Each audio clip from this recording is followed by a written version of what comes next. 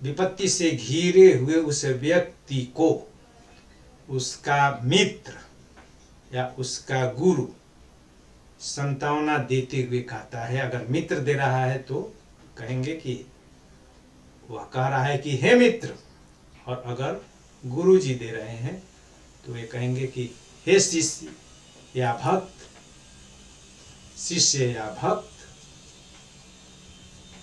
दुख या विपत्ति से तुम घिरे हुए हो, मान लेते हैं, मगर दुख और विपत्ति से घिर जाने पर ही इतनी लंबी लंबी गहरी सांसें क्यों ले रहा है, क्यों आहें भर रहा है?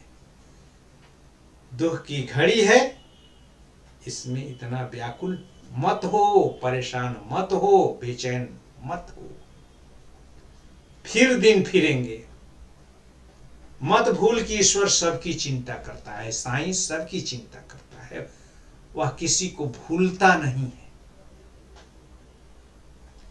वही साईं तुम्हारी भी चिंता करेगा, और जिस साईं ने तुम्हें दुख दिया है वही सुख भी देगा।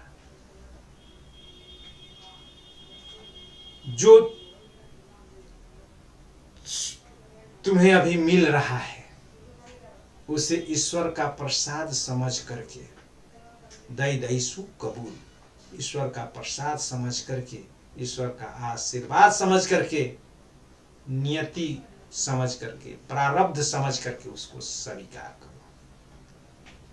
और जब सुख के दिन आए तो सुख में उस स्वामी, सुख साईं ही ना भूले, उस साईं को अर्थात सुख प्रदाता उस स्वामी को, ईश्वर को विस्मृत मत कर देना, उसे भूल मत जाना।